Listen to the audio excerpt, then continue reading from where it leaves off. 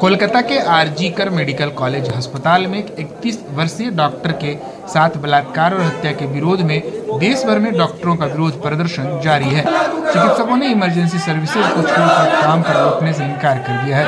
इससे देश के प्रमुख अस्पतालों में स्वास्थ्य सेवाएं ठप हो गई है। वहीं राजधानी रांची के रिम्स में भी इसका असर देखने को मिल रहा है। बता दें कि डॉक्टरों ने पेन डाउन मूवमेंट शुरू कर दी है। वहीं राजधानी रांची के रिम्स में भी इसका असर देखने को मिला। डॉक्टरों ने पेन डाउन मूवमेंट शुरू कर दी है और यह आंदोलन तब तक जारी रहेगा जब तक उनकी मांगे पूरी कर दी नहीं जाती है। उनकी मांगे हैं कोलकाता में हुई घटना की निष्पक्ष जांच के मामले में तुरंत सीबीआई को सौंपा जाए, डॉक्टरों के कार्यस्थल सुरक्षित हो और केंद्रीय सुरक्षा अधिनियम इस मामले में पालन हो। पूरे कॉलेज और अस्पताल परिसर में सीसीटीवी कैमरे लगे, अस्पताल परिसर में 24 घंटे सुरक्षा गार्ड हो। वहीं जेडीए के अध्यक्ष अंकित कुमार ने बताया कि जूनियर डॉक्टर मंगलवार से ओपीडी और रूटीन सर्जरी की सेवाओं को बंद रखेंगे। नए मरीज भी एडमिट नहीं किया जाएंगे। हालांकि सभी प्रकार की इमरजेंसी सेवाएं बहाल रहेगी।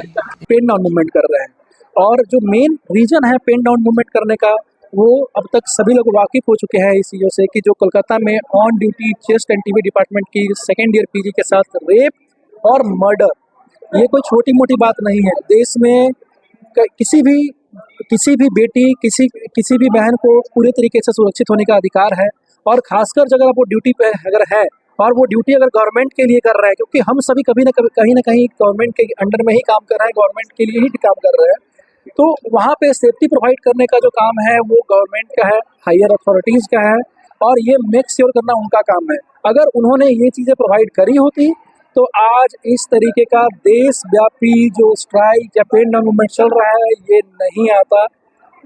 दिल की बात बताता हूँ, हम डॉक्टर्स सबसे ज़्यादा दुखी होते हैं जब अपने पेशेंट को तकलीफ में देखते हैं। हम डॉक्टर्स कभी नहीं चाहते कि हमारे पेशेंट्स को परेशानी हो, पर हम भी इंसान हैं, हमारी भी भावनाएं हैं। हमें अंदर तक चोट लगती है जब आप हमारी बातों को इग्नोर करते हैं, जब हमारी बातों को बार बार दोहराने के बाद जो जेन्युइन चीज़ें हैं, बेसिक चीज़ें हैं, सेफ्टी, हॉस्पिटल्स के अंदर पीने का पानी, safety, CCTV footage through out the hospital, ये सब चीज़ें सर बेसिक चीज़ें हैं। अगर ये भी मुझे प्रोवाइड नहीं किया जाएगा तो आप हमसे कैसे एक्सपेक्ट कर सकते हैं कि जो रेसिडेंट्स हैं, जो वो लोग 36 घंटे का ड्यूटी नॉन स्टॉप कर पाएंगे इफेक्टिवली। हम भी इंसान हैं सर, हमारी भी कुछ नीड है, हमें बेसिक बहुत हाई फाई डिमांड्स नहीं है, हमारी डिमांड सारी बेसिक हैं। और मेन जो इसके साथ में एक चीज़ है कि हम लोग एक चीज़ और चाहते हैं कि कोलकाता में जो आजकल में इंसिडेंट हुआ, इसमें जो कंसर्न अथॉरिटी है उनसे इन्वेस्टिगेशन का पावर जो है सीबीआई को शिफ्ट किया जाए। ये जो पेन डाउन मूवमेंट है, ये हम लोग अपनी जो महिला डॉक्टर हैं, डॉक्टर मौमिता, उनके हम लोग उनके साथ जो इतना गलत व्यवहार हुआ, इतनी बुरी तरीके से उनका रेप हुआ है और फिर उसके बाद उनका मर्डर हुआ है, वो भी ऑन ड्यूटी। तो इसलिए हम लोग बेसिकली एक सेंट्रल प्रोटेक्शन एक्ट जो है सबके सिक्योरिटी के लिए, सारे डॉक्टर्स के सिक्योरिटी के लिए सेंट्रल लेवल पे, वो हम लोग चाहते हैं।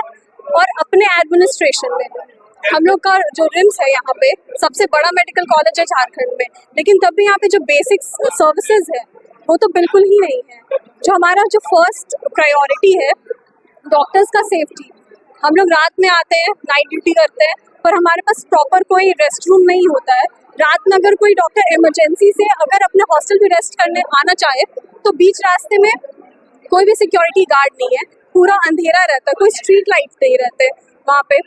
और इसके अलावा जो गार्ड्स भी हैं जो हमें प्रोवाइड किए गए हैं आईसीयू में या फिर इमरजेंसी सर्विसेज पे, वो लोग इतने इनकॉम्पिटेंट है कि वो लोग एक्ट ही नहीं कर पाते हैं और तुरंत कोई एक्शन नहीं ले सकते। वहाँ पे कितनी बार ऐसा हुआ है कि पेशेंट के अटेंडेंट्स आके डॉक्टर्स के साथ बदतमीजी करते हैं, दुर्व्यवहार करते हैं, लेकिन तब भी वो लोग कभी इमीडिएट एक्शन नहीं ले पाते हैं। वहाँ पे हम लोग को इनफैक्ट अपने ही कलीग्स को बुलाना पड़ता है, अपने ही फ्रेंड्स को बुलाना पड़ता है कि आइए आप यहाँ पे एक्ट करिए। और ये कितनी बार करते रहे लोग। हाँ, जो सिक्योरिटी गार्ड्स है वो भी इनकॉम्पिटेंट है। रात में कई बार ऐसा होता है कि नाइट ड्यूटी में फोन चलाते रहते हैं गार्ड्स, या फिर सो जाते हैं, या फिर वहाँ रहते ही नहीं है बहुत बार।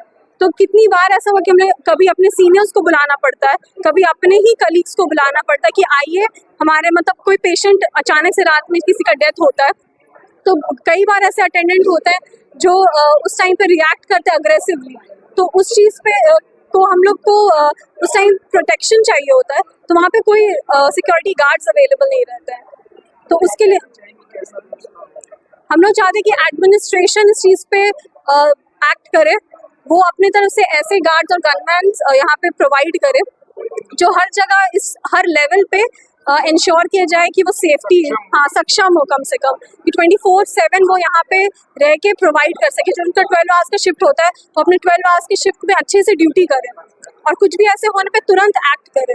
हम लोग को खुद यहाँ पे उनका वीडियो बना के सेंड करना पड़ता है कि वो यहाँ पे ड्यूटी में नहीं है। हम लोग पेशेंट्स देखेंगे या फिर हम लोग गार्ड्स का कंप्लेन करेंगे, रिटर्न कंप्लेन करके टाइम वेस्ट ही होगा। तो एडमिनिस्ट्रेशन को इस चीज़ पे एक्ट करना चाहिए। डॉक्टर प्रेरणा नाग।